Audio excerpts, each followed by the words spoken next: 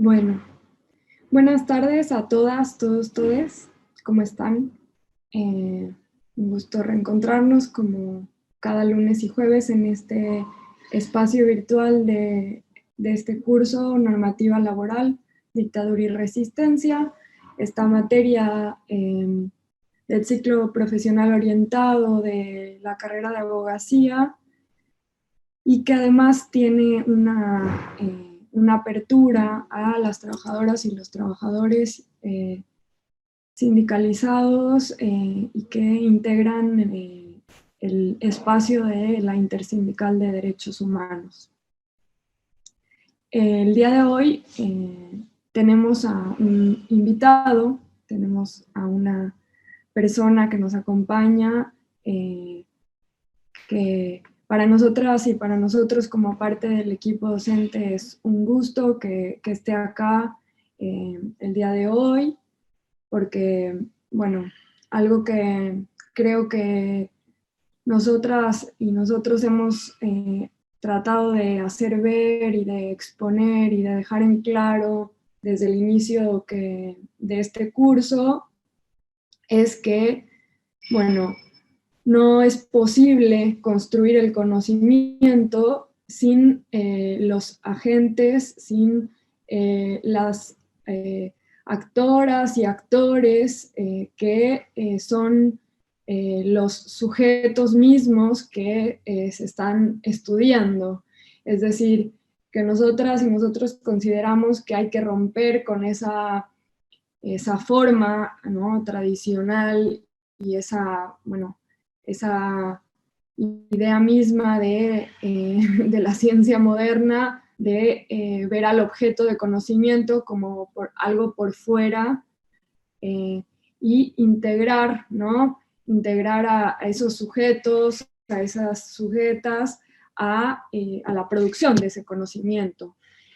A la interacción para poder generar saberes que tengan dentro de esos saberes mismos las miradas, las perspectivas, los puntos de vista de quienes están siendo parte de ese estudio, ¿no? Y este curso, bueno, tiene como sujetas y sujetos de estudio las trabajadoras y los trabajadores, el movimiento obrero organizado, el movimiento sindical en Argentina, que fue el sujeto organizado que resistió, ¿verdad?, a la dictadura. Este curso ha puesto una línea de tiempo a partir de el año 1976, ¿no? El golpe de Estado en Argentina, para estudiar a partir de ahí cuáles fueron los retrocesos que hubo a la legislación laboral y en general a todo el marco normativo, por supuesto, a la Constitución, y a todo el andamiaje legal, a las instituciones que estuvieron pues puestas en crisis, con un Estado que no era un Estado de derecho, ¿no? Un Estado que que tenía un gobierno de facto, un gobierno que se había impuesto, un conjunto de personas que se habían organizado, ¿sí?, que pertenecían a los distintos grupos y los factores de poder que hemos ido estudiando a lo largo del curso, ¿no? Las cúpulas empresariales que analizamos acá, por ejemplo, en la unidad con Marianela Gali y Martín Landini, ¿no?, pero que también vimos en la clase con Natalia Salvo, con relación a la legislación, ¿verdad? Por otro lado, también analizamos, bueno, la participación bueno, muy a grandes rasgos, pero mencionamos la participación también de la cúpula eclesiástica y, por otro lado, a las Fuerzas Armadas, ¿no? quienes fueron el brazo ejecutor de fuerza que utilizó ese uso de la fuerza que se delega al Estado, que se expropia y que tiene como objetivo en un Estado democrático resguardar el territorio de un Estado, se utilizó este uso de la fuerza de una manera ilegítima para reprimir y generar terror en la población, para generar terror en la sociedad, para imponer un silencio y para imponer así ese proyecto y consolidar ese proyecto que tenía la dictadura, que tenían los grupos de poder que llevaron adelante la dictadura, que como hemos dicho acá, era un proyecto de un orden social y económico, ¿no? Un orden político que implicaba la concentración de poder, la concentración de la economía y que para eso necesitaba desarticular la organización sindical. Y por eso el día de hoy nos acompaña Lucas Asenjo. Lucas es un compañero de la Intersindical de Derechos Humanos. Él es prosecretario de Derechos Humanos de la Asociación del Personal Aeronáutico y es militante de HIJOS. Muchas gracias, Lucas, por estar acá. Es muy valiosa tu participación y para nosotras y nosotros es un honor que estés acá. Bueno, gracias por invitarme. Espero ser lo que estaban esperando. No soy un académico, no soy un gran orador, pero bueno, estoy acá como militante de derechos humanos y como militante sindical y espero contarles un poco esa relación entre el sindicalismo y los derechos humanos. Pero si me permiten primero, me gustaría presentarme, de dónde vengo, para que sepan desde qué lugar estoy hablando. Bueno, si verán, yo estoy con el celu, así que veo algunos cuadraditos y otros no. Pero bueno, me pueden interrumpir en cualquier momento y hacer preguntas, que no hay problema. Si verán que dice Lucas López Asenjo, ahí tengo 2 apellidos. Pero no siempre fue así. Cuando nací, me pusieron Lucas Sebastián Valente. Eso no hizo ningún ruido, salvo que mis hermanos más grandes se llamaban López. Entonces insistí mucho cuando yo era chico, tipo 8 o 9 años, en decir por qué algunos se llaman López en mi familia y yo soy Valente, que era el apellido de mi madre. Bueno, para que no pregunte más, me pusieron López y quedé con López. Y así transcurrió mi niñez hasta que cuando tenía unos 25 años, a mi hermano más grande, Pablo, tenía que hacer un trasplante de riñón y ofrecí ser el primer donante porque asumí que como era el más joven, sería el riñón que esté funcionando mejor. Bueno, ante la negativa de mi madre y mi hermana como que se dio cuenta que algo raro pasaba con eso, e indagó un poco y así fue como que mi abuela, que ya era muy grande, se escapó y dijo que yo era hijo de Jorge, pero no de Jorge López, sino de Jorge Asenjo. Y eso desató una vorágine en mi familia de preguntas, de le decimos como no le decimos. Y bueno, estaba a punto de casarme yo, así que fue como que mi compañera le dijo a mi vieja, ¿le decís vos o no me caso? Entonces ahí como que se pudrió todo y se vieron en la obligación de contarme que en realidad yo no era hijo del que yo pensaba, sino que era hijo de un desaparecido. En el momento yo les quiero contar que mientras mi actual mujer, esposa, compañera, me decía, lloraba, pero yo sentí un alivio terrible porque yo sabía que no encajaban las cosas, yo sabía que era parte de otra familia de alguna manera, aunque siempre estuve con mi mamá, nunca estuve con mi papá. Así que ahí empezó un proceso extraño, raro, porque cualquier cosa que le pase a uno, o que te cuenten algo hoy, o te cortaste el dedo hoy y te duele hoy, mañana pasado, hasta que se te cure. Pero a mí me pasó algo en ese momento que me dolió ayer, que cambió mi pasado. Entonces son cosas difíciles de explicar cuando algo que te pasa y cambia tu vida para atrás.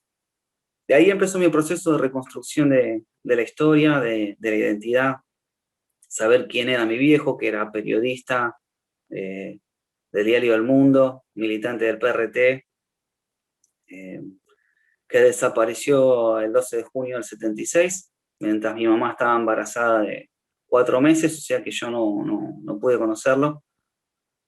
Y también pude saber mucho de su militancia y de cómo era como persona, porque pude recorrer allá en Cinco Saltos, Río Negro, donde nací, la casa de vecinos, compañeros de trabajo, y pude un poco así saber cómo era. Y hace poco, el 17 de marzo, me tocó, 45 años después, ¿no? Una locura. Me tocó ir a declarar en el juicio por la desaparición de mi viejo. Y después de tantos juicios que uno fue participando como militante de derechos humanos, como militante sindical, estar sentado en el banquillo fue otra cosa, no me lo esperaba. Fui bastante seguro, me senté, tenía todo bien armadito, había arreglado con el fiscal las preguntas, así que estaba bien, pero a los 2 minutos de empezar mi relato me quebré. Empecé que la voz se me iba, es un momento muy fuerte. Pero pude decir todo lo que tenía que decir y lamentablemente los genocidas no estaban por Zoom, me estaban mirando por una cámara, pero pude preguntarles, pude decirles que me digan dónde está. Voy a hacer lo mismo que hice ahí porque me preguntó el fiscal, ¿qué te parece a vos que pasó? Entonces yo le hice así, le mostré la foto de mi papá a los genocidas y le dije que me digan ustedes dónde está, porque es lo que yo vengo a averiguar acá, no que me pregunten a mí, ¿qué te parece a vos que pasó con tu papá? Es hora de que rompan el pacto de silencio, que digan qué hicieron con los bebés que se robaron, qué hicieron con nuestros padres, con nuestras madres. Y de alguna manera fue reparador poder decir todo lo que uno siente en ese momento. Conté muchos detalles sobre mi niñez, sobre cómo viví yo, sobre lo que es vivir en una vida, entre comillas, falsa, y para un niño es complicado. Y yo creo que en ese momento o en ese juicio para mí no se juzgaba solo los hechos, porque yo no podía aportar mucho porque estaba en la panza de mi madre, hasta que nací y iba en brazos a preguntar al cuartel, digamos, si había alguna novedad. Pero aparte de esos hechos, yo creo que lo importante de ese juicio es que sí podría valorarse y poner en juicio y acusarlos de lo que a mí me falta, de lo que no tuve. Que eso esté en la condena. O sea, estos juicios para mí tienen ese doble valor. Porque, por ejemplo, no fui a la cancha con él, no comí un asado, no sé, no fuimos a pescar, a pasear, nada. Todo eso que yo no tuve tiene que estar en ese tipo de condena, tiene que pesar. Así que para mí fue un momento muy importante. E incluso cuando se hace la ronda de preguntas de los que defienden a los genocidas, ninguno quería preguntar nada, y uno solo preguntó algo. ¿Y saben lo que me preguntó? ¿De qué cuadro sos? Yo no sé si me quiso desestabilizar, si me quiso sacar del lugar en el que estaba, pero en realidad me hizo un favor, porque me había olvidado de contar de que mi viejo era fanático de River y yo soy bostero. Yo me crié en otra familia donde eran todos hinchas de Boca. Seguramente sería hincha de River, ¿no? Pero me hizo acordar de algo, así que quedó como un boludo, perdón en las palabras, ¿no? Pero el abogado del genocida quedó muy mal parado. Y antes de meterme en el tema por el que me invitaron a charlar, eh, yo me llamo Lucas, y como empecé hablando de identidad, el juicio de filiación ya lleva como 10 años, es un tema muy, muy largo, muy complicado, pero ya está en la última parte, La primera parte se llama impugnación de paternidad, que eso lo hice con López antes de que se muera, menos mal, porque si no hubiese sido un quilombo. Y bueno, después con la familia que me reencontré hice ADN y dio 99,9, todo perfecto con el hermano de mi viejo, mi tío, así que por ese lado bien, y ahora viene la parte donde cambiamos la partida de nacimiento, la otra parte que se llama juicio de filiación. Así que estamos un pasito más cerca, y bueno, vamos por el tercer apellido, de Valente a López, de López a Asenjo. Voy por el verdadero ahora. Pero bueno, el nombre me lo puso mi viejo, porque era fanático, no sé si es el término, ¿no? Pero le gustaba mucho Armando Tejada Gómez. Y tiene un librito que se llama así. Yo no sé si se ve al revés o se ve bien, pero dice, ahí va Lucas Romero. Y les voy a leer el pedacito por el que me parece que identifica por qué me llamo yo así. Dice, lo llamaremos Lucas porque me suena mucho, aunque me ha dicho el cura que no anda con su santo. ¿Y qué? ¿Y si a mí me suena? ¿Y qué hay? ¿Y qué tanto? Lo llamaremos Lucas, porque a mí se me canta, y basta para que un niño, que en una de esas crece y me llevan sus ojos, y muero mucho menos si quedo en su mirada. Así que para mí, digo, esto es el resumen de mi identidad, digamos. Ese lazo que hay entre ese Lucas Romero, que serían como 3 Lucas Romeros, que lo usaba mi viejo como seudónimo de periodista. Este Lucas que nació porque se le cantaba y a la fuerza, en el cuento de Armando Tejada Gómez, y el tercero que es el que les está hablando. Bueno, quería hacer esta introducción porque a mí me gusta hablar y que me conozcan y que sepan desde qué lugar hablo. Y ojalá con muchos nos crucemos. Veo que están muchas cámaras apagadas, pero capaz que algunos están en el transporte público o están trabajando o están haciendo otra cosa. Pero como extraño mucho la presencialidad, me gusta, y no nos podemos abrazar ni nada, si nos podemos ver la cara sería buenísimo. Bueno, el tema que nos convocaba hoy era sindicalismo y derechos humanos. Como dijo Andrea, soy prosecretario de Derechos Humanos acá en la Asociación del Personal Aeronáutico, que representa al personal de tierra de los aeropuertos, los que cargamos valijas, las chicas y chicos del check-in, los trabajadores de aeropuerto argentinos, que hacen todo el mantenimiento, lo del free shop, etc. Digo, ¿cuál es la importancia de participar o que te haya una secretaría, un espacio de derechos humanos en un sindicato? Primero, el recuperar la historia, porque cada sindicato tiene su propia identidad, su propia historia, pero que no se queda quieta, o sea, que nosotros vamos aportando a eso, pero no podemos ir caminando hacia adelante sin saber lo que pasó. Hay una de las, no me acuerdo bien ahora cuál, uno de los pueblos originarios, creo que era en el norte de Chile, por ahí, que se planteaban en el mundo al revés que nosotros. O sea, el futuro no estaba para adelante, el futuro estaba para atrás. Entonces, ellos conocen el pasado, lo van mirando. Lo que no saben es el futuro. Entonces, siempre están mirando lo que... Y así se deslizan para el otro lado. Es una postura filosófica distinta, pero es útil. Entonces, a nosotros nos pasó, como aeronáuticos, cuando empezamos a reconstruir esta historia, porque con la dictadura militar fueron intervenidos los sindicatos y nosotros no teníamos casi archivos, no quedó casi nada, a descubrir qué pasó con esos trabajadores, quiénes eran, en qué empresas. Nosotros tenemos muchos de Australia, aerolíneas argentinas desaparecidos, pero fue muy difícil reencontrar la información. ¿Y qué hacer con eso? Las primeras familias que nos acercamos no querían saber nada con el sindicato, no nos querían ni recibir.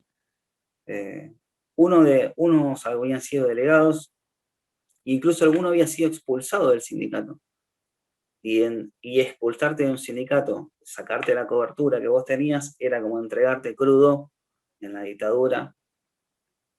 Entonces esas familias hubo que recomponer el lazo y decirle que nosotros no somos esa conducción, no somos los que intervinieron en los sindicatos, somos el sindicato hoy, y queremos contar nuestra historia, pero que nuestra historia incluye la de ellos, la de los trabajadores y trabajadoras que desaparecieron, los que pelearon, los que se exiliaron, los que vinieron atrás nuestro. Así que eso hace que el sindicato sea más fuerte también. Y en ese sentido hay un trabajo muy importante de una comisión del Estado que se llama Comisión de Trabajo por la Reconstrucción de Nuestra Identidad, que se dedica a conseguir los legajos de los trabajadores desaparecidos, por ahora los del Estado. Hay un proyecto de ley que se aprobó en diputados y ahora están senadores, para que también sea de las empresas privadas, donde se pide el legajo de compañero o compañera desaparecida, y se repara la última parte, donde dice que abandonó el trabajo, que no se presentó más, etcétera, y se pone que fue desaparecido por el terrorismo de Estado y que esa es la razón por la que dejó de trabajar. A ese legajo se le pone un sello de reparado y se le entrega a la familia y también al sindicato, que lo tiene de resguardo como parte de su historia. Nosotros hicimos muchos de estos procesos de reparación, incluso 2 los hicimos en la ESMA misma, en el Centro Cultural Conti, con presencia de más de 200 compañeros y compañeras, que fue muy importante, un acto muy, muy, muy emotivo con las familias. Y a veces uno piensa que es un papel nada más, ¿viste? Que vos lo ves y no tiene nada. Pero les voy a contar 2 ejemplos de lo importante que son estos legajos.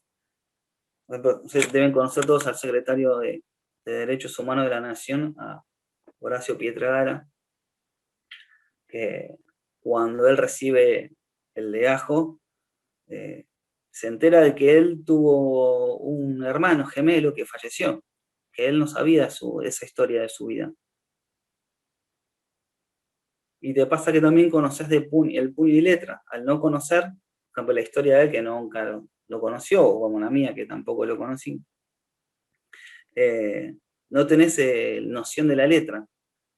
Mi viejo trabajó en muchos lugares, pero pasó por Vialidad Nacional. Entonces yo le pedí a la comisión si por favor me podía conseguir el legajo de ese paso, si bien él después renuncia medio forzadamente y se va a trabajar allá a la Patagonia en una empacadora de manzanas, porque allá el tema es la fruta sí o sí. Y cuando me lo dan, descubro 2 cosas que no sabía. La firma de mi viejo con una letra así, medio garabateada, pero que no me la imaginaba, nunca había visto la firma. Y ese legajo tenía la huella digital.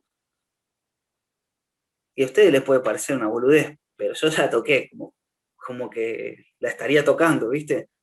Y es una cuestión que vos decís, hubiese sido imposible sin el laburo de la comisión.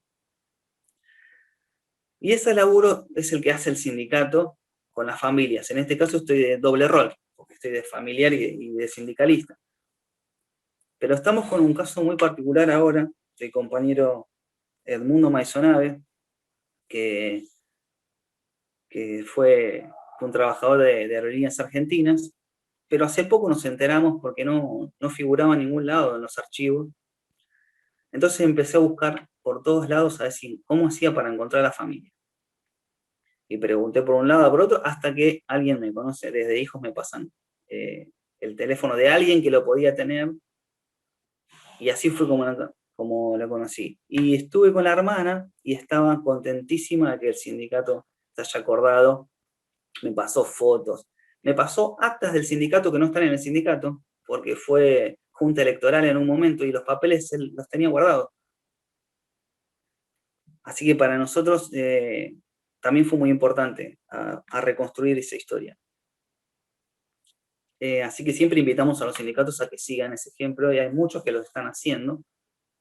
Y eso me motivó a hacer otra cosa, que todos me dicen que es una locura, pero que lo voy a hacer igual, que es empezar a armar un registro de compañeros y compañeras desaparecidos, pero por rama de trabajo, para que los sindicatos o los compañeros y compañeras puedan buscar quiénes eran. Así que voy pidiendo a los sindicatos sus propios listados y los voy chequeando con los datos que consigo desde otro lado. Y algunos tuvieron, o sea, eran trabajadores del Estado, pero también eran docentes. Me pasó con muchos. O eran obreros de la construcción, o tenían oficios, que ahí es más difícil identificarlos. Pero creo que hay que darle también una identidad de clase al desaparecido. Entonces estoy trabajando en el armado de ese listado. Es una locura, pero lo voy a hacer y va a ser bueno. Ahora, ¿qué más podemos hacer nosotros desde los sindicatos para fortalecer el trabajo de derechos humanos? Estoy hablando solamente en esta etapa de la parte de memoria y verdad justicia, después vamos a hablar sobre los otros derechos. Acompañarlos, ahora está todo online, pero es muy importante acompañar los juicios de lesa humanidad. Porque cuando uno va, recién les conté lo que me pasó a mí, estando ahí de testigo, pero el testigo necesita que alguien lo esté bancando. De alguna manera uno se siente desnudo cuando está sentado ahí y tiene que contar cosas. En el caso mío conté como las consecuencias pero los sobrevivientes están contando cosas que le pasaron, está reviviendo el encierro, la tortura, todo lo que le pasó. Y es un momento crucial y es una oportunidad que tenés vos de decirle al Estado todo lo que te pasó, por lo que es responsable. Entonces, yo pienso que no hay mejor curso de formación política en derechos humanos que ir a un juicio de lesa humanidad. Nosotros decidimos, cuando estaba el juicio denominado Puente 12, participar en todas las audiencias con compañeros y compañeras, sobre todo los más jóvenes. Fue una experiencia terrible. Muchos decían, pero no puede ser eso. Y nadie vio nada. ¿Cómo puede ser que nadie se entere?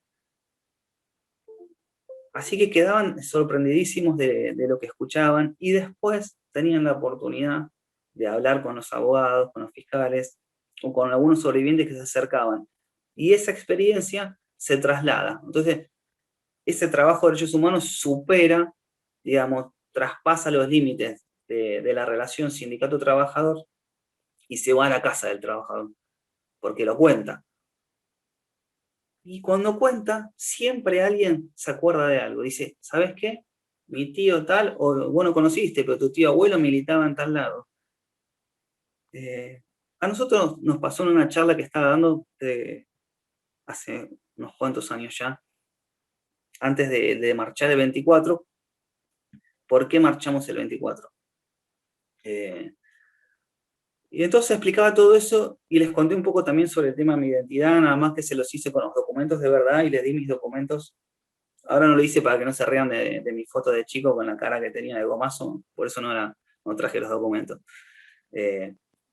Entonces les conté esto y cuando salí de esa charla me decía, ¿sabes que yo tengo dudas también? A mí me parece eso que contaste vos, de que te hacía ruido raro, de que te trataban distinto, de que te parecía... A mí me pasó lo mismo. Y fue así que fuimos abuelas con algunos compañeros que tenían estas inquietudes. Uno de esos compañeros era adoptado,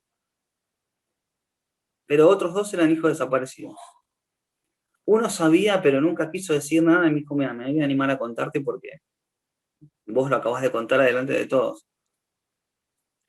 Así que ahí tenemos una relación particular ahora con esos compañeros porque ellos saben que yo sé, entonces de a poco ellos se van soltando y cuando uno lo cuenta en primera persona se hace como real, se hace como de verdad, porque yo creo que si yo te digo a vos, a cualquiera de los que me esté mirando, lo que me pasó, vos ya después es difícil que digas, che, no, es todo mentira, esa vieja loca que andan ahí, que se dejen de joder. Porque de alguna manera alguien te dijo de verdad, me dice, no, yo escuché que este flaco me dijo que le pasó esto. Y que pasaron 45 años y que no sabe dónde está su padre. Y entonces yo creo que los testimonios en primera persona ayudan a hacer esto una realidad. Entonces digo, es importante que los sindicatos participen de esto porque es como que se formando. Nosotros íbamos con estos emprendedorcitos unos pines, a ver si se ve de alguna manera, que dice APA banca los juicios, y tiene un pañuelito y el símbolo del sindicato. Entonces iban todos como comprometiéndose un poco con la temática de los juicios de lesa y ya aprendiendo. Además, cuando se hizo un juicio con este fuimos como de punta a punta, es como que ya empezás a conocer la historia, ¿sabes? Ah, no, pasó esto, y conoces a todos y te hacen sentir parte vos misma del juicio, ¿viste? Te hacen sentir así. Y por eso tenemos una responsabilidad como sindicalistas de revertir esa imagen eh, que el sindicalista es chorro, es corrupto, está muy asociado al sindicalismo a una mala imagen y muy lejano de los derechos humanos. En los 80, porque sobrevivió, digamos, no todos, pero no quedó lo mejorcito, digamos, y entonces todo quedó la parte más burócrata y más aparatera, digamos, del sindicalismo. En los 90, que continuaban, pero que fueron aliados del neoliberalismo, bancando las privatizaciones, los despidos. Entonces todos esos sindicatos y toda esa imagen del sindicalismo estaba despegada de la realidad y si nosotros podíamos dividir en dos partes la sociedad, entre los que viven del trabajo de otro y los que trabajamos para vivir, estaban todos más cerca de los que viven del trabajo de otro. Entonces tenemos una responsabilidad histórica para revertir esa situación. Obviamente siendo honestos y conscientes en nuestro trabajo y luchar siempre por llevar adelante las reivindicaciones y mejorar las condiciones de trabajo de nuestros trabajadores y trabajadoras, pero también de reparar esas cuestiones históricas de las que hablamos antes y de recomponer los lazos con los derechos humanos. ¿Qué hicimos al respecto?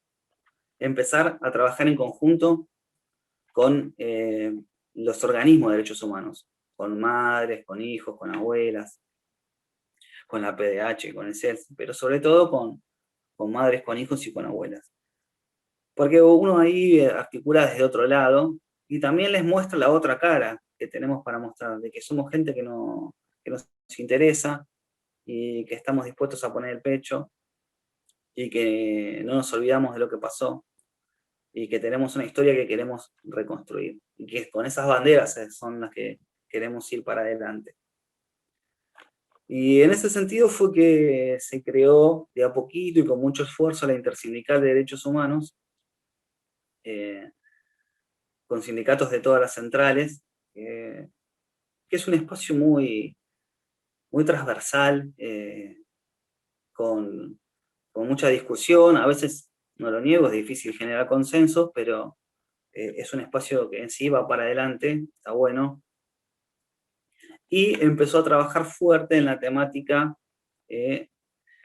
de la relación entre las empresas y la dictadura, entre la complicidad empresarial. Yo creo que eso ya lo habían visto, pero se hicieron varias charlas con respecto a eso, y lo bueno que siempre tenía un tinte federal. Digamos, si la charla se hacía en Tucumán, tratábamos que todos los oradores sean tucumanos y tucumanas, y así con los demás, cuando pasó con las distintas charlas que hicimos.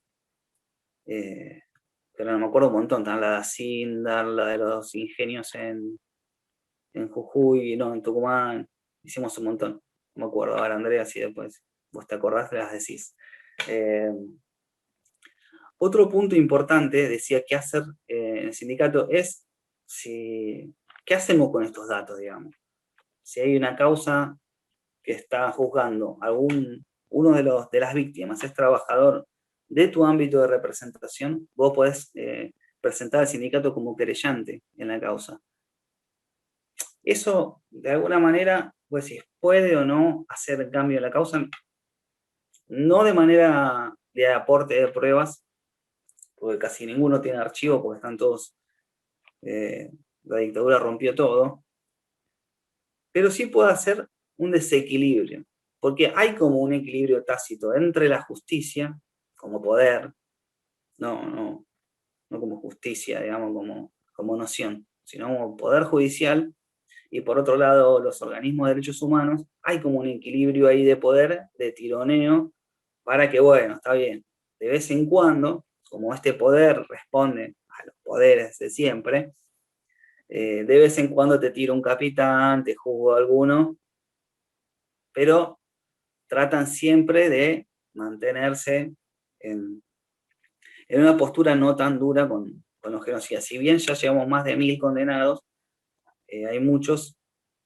que, por ejemplo, fueron absueltos. Sobre todo lo que tiene que ver con los casos que son anteriores al 76. Como había centro clandestino anteriores al 76, estaba la AAA actuando antes del golpe del 76, a veces les cuesta a los jueces hacer esas cosas. Y el sindicato, cuando está presente, cuando hay banderas o cuando está querellando, es otro factor de poder que desequilibra un poco eso de lo que veníamos hablando. Porque decía, bueno, ¿qué hace? Y un sindicato no es nada más el sello y la bandera. Un sindicato tiene todos sus afiliados y después la tarea que representa. Entonces, ejerce un peso sobre el tribunal extra que puede desequilibrar a favor del lado de la justicia, digamos, de la buena. Así que estas son otras de las herramientas que tienen los sindicatos para elaborar el tema de derechos humanos. No sé si alguno o alguna pudo ver por internet el acto del día del 20 de marzo, donde hubo un acto organizado por la Intersindical y por Hijos, donde cerró el presidente, pero también estaba Tati, de madres, estaba Estela por video llamada, había que cuidar un poco a las viejas, hay que cuidarla como nunca ahora, y fue un acto de unidad muy fuerte, y el mensaje fue fuertísimo, porque vos tenías a Daer de la CGT, tenías al Tanito Catalano de la CTA, tenías a Palazzo de la Corriente, y esa conjunción de sindicalismo de las distintas corrientes con organismos de derechos humanos, empujados por este intersindical, digamos, dio un mensaje de unidad de abajo hacia arriba, aunque sea en el tema de derechos humanos. Y eso es un paso adelante muy importante, que espero que se aprecie en algún momento.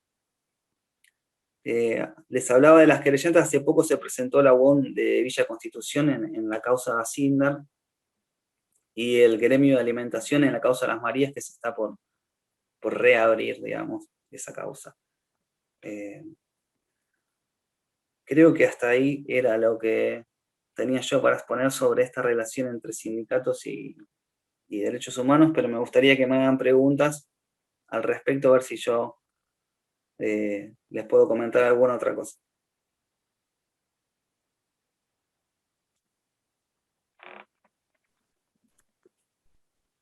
Bueno, gracias.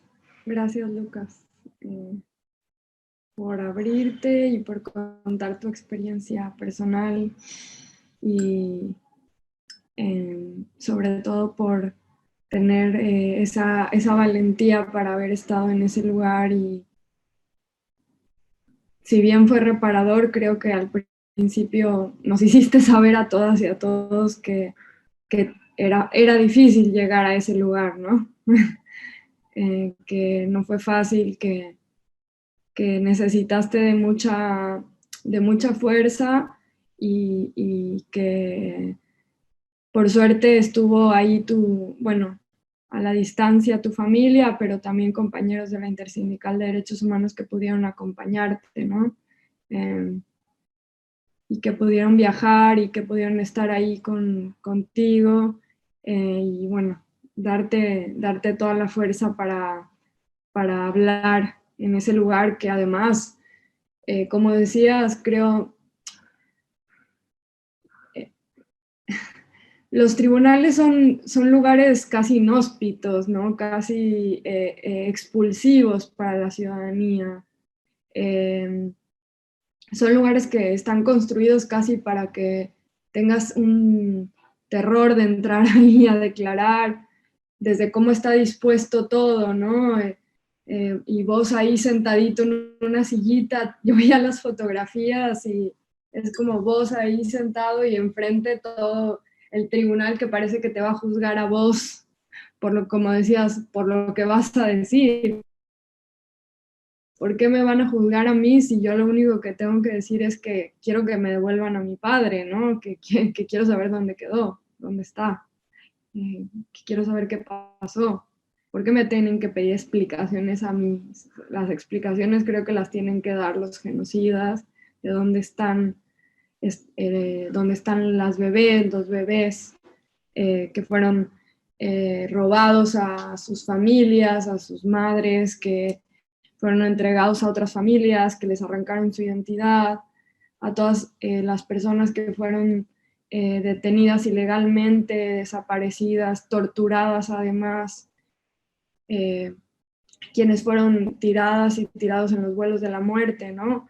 Las explicaciones las tienen que dar los genocidas, sin embargo, algo que la justicia, como bueno, el Poder Judicial, el sistema de justicia, tiene el sistema penal particularmente, en esos casos, es que vos tenés que probar que eso ocurrió y eso te coloca en una situación de desventaja todo el tiempo, porque vos tenés que estar probando lo que parecería que no tendría que probarse, sino más bien que alguien tendría que dar una explicación de algo tan evidente como que no hay una persona. O sea, es como casi, o sea, cuando lo pones en esos términos y lo sacas de la...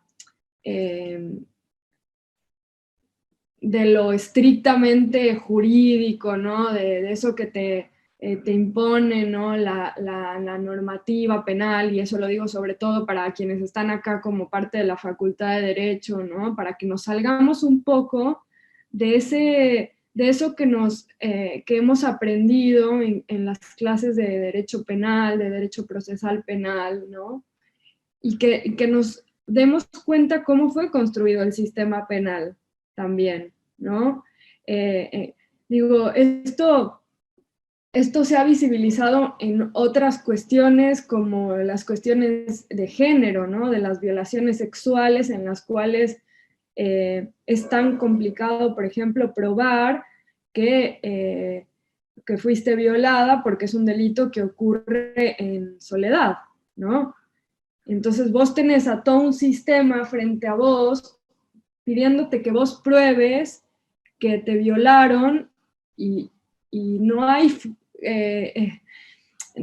el sistema no está construido para que vos puedas probarlo. El sistema está construido para que la otra persona pueda simplemente decir que no y que con esa, y si no hay otra prueba del otro lado, vos te estás en una situación de desventaja.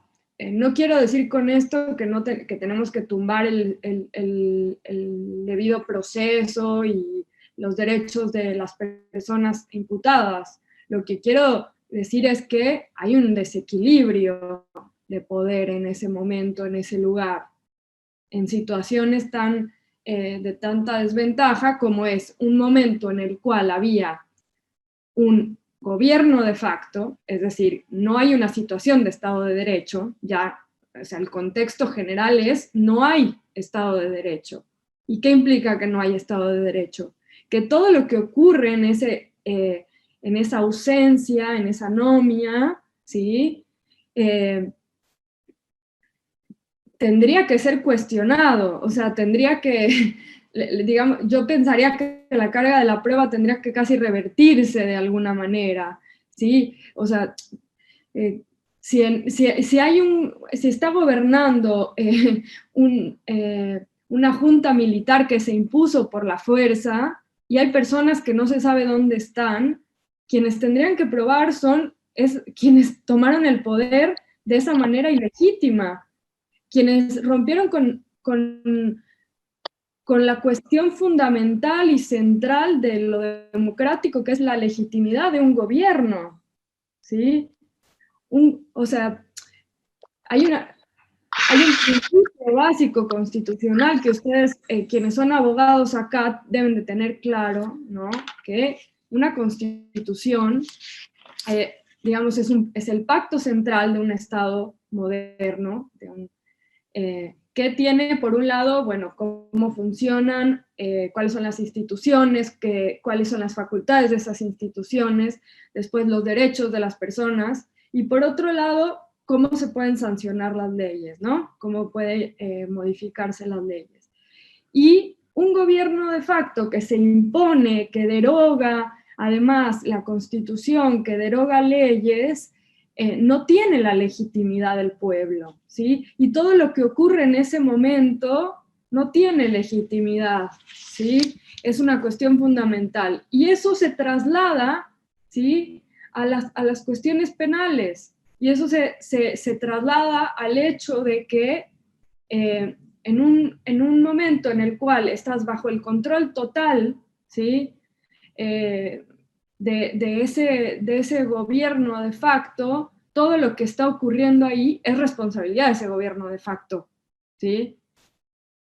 Pienso casi como cuando una persona está detenida en un gobierno democrático y que es, no sé, detenida y que está en un centro penitenciario, todo lo que le ocurre a esa persona en ese centro penitenciario es responsabilidad del Estado, porque está bajo su manto de resguardo, ¿sí? Si a mí me viene y me detiene un policía porque rompí una ventana, a partir de ese momento, todo lo que me pase es responsabilidad del Estado.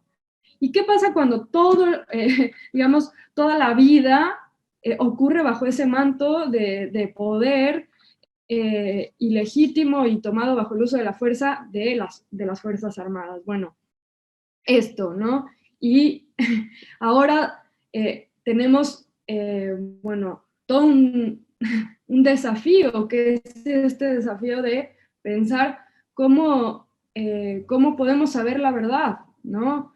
Porque por un lado hay una necesidad de saber la verdad, además de una condena a estas personas.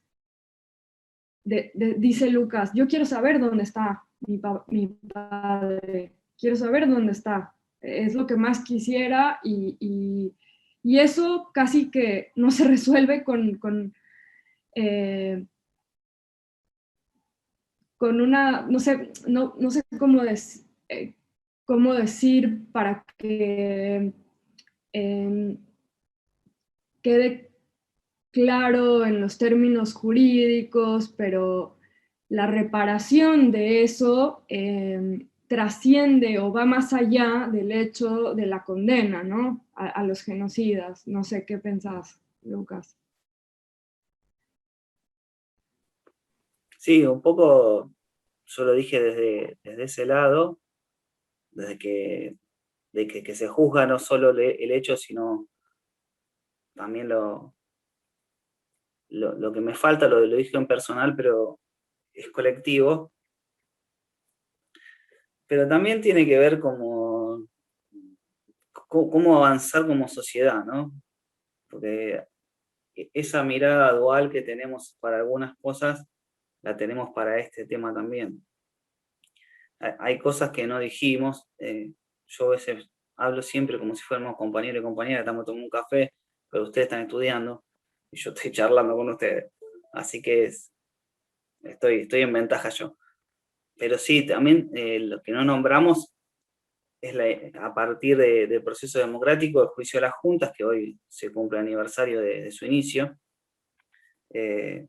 Después vino la ley de evidencia de vida y punto final. Entonces, más allá de esos juicios por la verdad que se hicieron, donde uno seguía investigando y aprendiendo cosas y descubriendo centro clandestino y todo, no se podía juzgar hasta que se derogaron esas leyes. Por eso esa tardanza, todo esto que se demoró y este riesgo de impunidad biológica, de que se mueran los genocidas sin ser juzgados y peor, sin romper el pacto de silencio y sin decir dónde están esos cuerpos, qué hicieron, si están enterrados, quemados, lo tiraron de un avión al río, al mar, etc. Entonces es como que hay mucho por saber. el tema de no saber, de que haya niños que todavía, niños, o sea, ahora ya serían como yo, tienen 45 años, que todavía no sepan quiénes son de verdad y viven sus vidas normalmente, sin saberlo. Yo sé que algo les pasa por adentro, porque es imposible no saber. Pero es otro derecho vulnerado de todos los que vulneraron. Y esa cuenta, ¿cómo se salda? Porque por más que ahora las abuelas lo encuentren, vos perdiste 45 años. Entonces es algo muy difícil de tratar. Y la única forma es contándolo todo el tiempo, porque, como dije antes, si no se trabaja, lo vamos a leer como leímos La conquista del desierto, yo que sé, va a quedar en un libro. Entonces hay una responsabilidad histórica en seguir transmitiéndolo y charlarlo en todos los ámbitos. Digo, y este ámbito para mí es extraño porque la verdad que yo no estudié ninguna carrera, pero debe estar bueno porque compartís con un montón de gente que viene con distintas experiencias y seguramente es enriquecedor. Está bueno encararlo así como lo planteabas recién. Ahora de temas legales puntuales no lo voy a poder ayudar.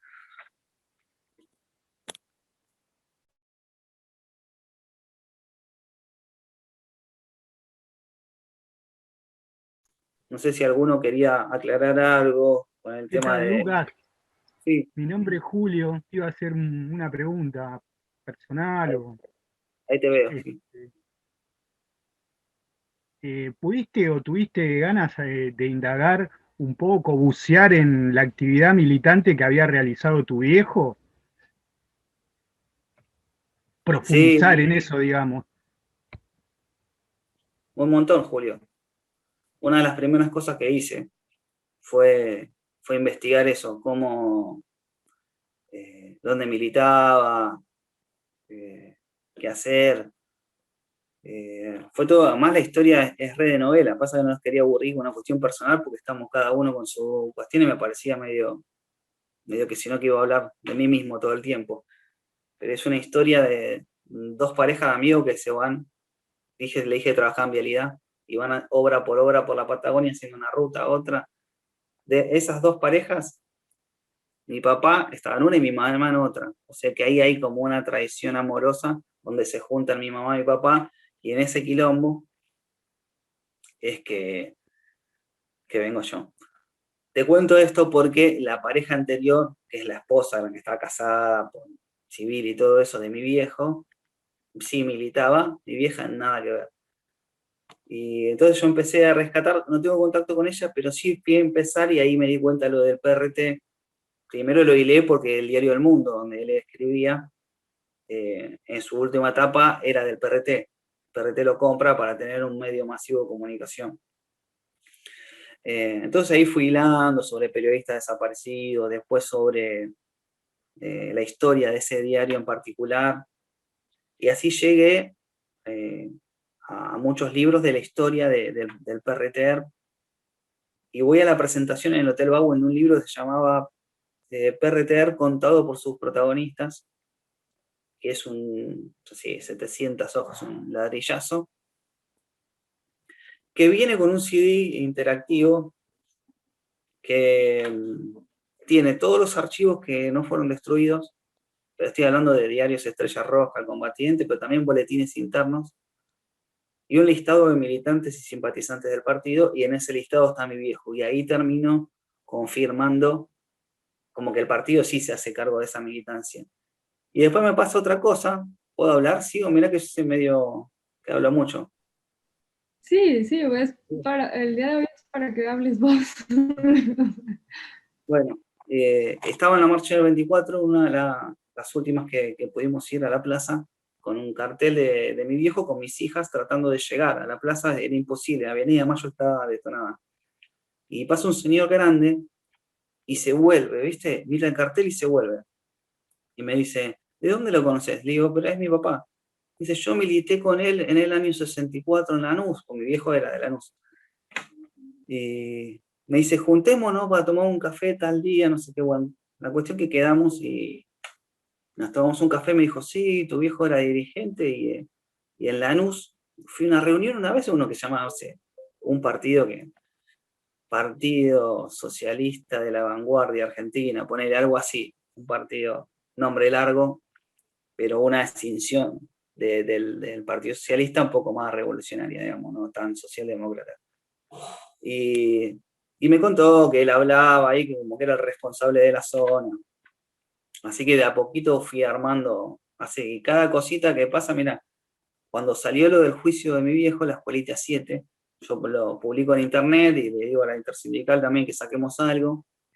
Y un compañero de trabajo del aeropuerto mío lo ve, lo comparte, y resulta que un tío de él vivía en Cinco Saltos, donde nací yo. Y le dijo, yo lo conocía a Senjo. Así que me contacté, mirá lo que es, a veces compartir un flyer. Y me llamó, me dijo, sí, yo una vez me fui con él de picnic, mirá lo que me tiró, al lago Pellegrini, y siempre hablábamos de política, no sé qué. Y así me contacté con otro que trabajaba en un galpón de manzanas, a 2 galpones más. Y dice, sí, nos juntamos siempre en el bar. Tu viejo no sabe lo que era. Además le confieso que era muy mujeriego porque es terrible. Cada anécdota me contaron. Esa es la parte prohibida de la historia. Pero sí, Julio, sí, averiguó un montón sobre eso y me metí un montón y así conocí la historia de muchos militantes del PRTR y algunos le pregunté y lo conocieron, no lo conocieron. Pero bueno, me sirvió. A mí me sirve cualquier pedacito de historia que alguien me diga, pues no tengo nada. ¿Sí? Alguno me dijo, sí, no sabes, fuimos a robar manzana a la chacra, aquella, listo, yo lo anoto. Para mí suma todo. No sé si con eso te contesté. No, Hola, sí, buenas tardes. me Perdón, ay, parece, perdón, Julio. no, le iba a contar, no, sí, me parecía interesante que desarrolles un poco la actividad militante, porque yo como laburante y como hijo también de militante, yo hace un año perdí a mi viejo y mi viejo fue un militante de toda la vida también del campo popular, revolucionario. Y bueno, digo, me reivindico determinado tipo de actividad política militante de los trabajadores y me parece muy bueno que se cuenten ese tipo de historias. Mirá, te sumo una, Julio. Ahí, cuando la primera vez que yo me acerco a esta historia, en el año 2008, se hace ahí en Cinco Saltos, que es un pueblo muy chiquito, en la plazoleta de la memoria se planta un árbol porque había desaparecido. Y como no había nadie, ni familiares, ni pariente, ni conocido de mi viejo, no estaba ese árbol. Y además, en la placa ni siquiera estaba el nombre. Así que me invitan, voy, planto el árbol ahí y empiezo a hacer un recorrido con el vecino que vivía enfrente, que fue la que mi vieja primero le tocó la puerta para ir a buscar a mi viejo, ¿viste? A la comisaría, que ya no estaba, y todo el periplo que vino después. Pero me llevó a la casa del dueño de esta empacadora de manzanas donde laburaba, y me dijo, no, tu viejo me sacaba de todo. Me hizo hacer una mutual donde yo compraba al costo a toda la mercadería y se la tenía que dar al costo. O sea que yo lo único que hacía era comprar y al final no era cooperativa, era como que le estaba entregando comida todo el tiempo. Me decía con mercadería y todo, no, no sabes, pero era tan buen tipo y tan chamullero que siempre me terminaba sacando de todo. Ahora que me dijiste, me acordé de la anécdota esa.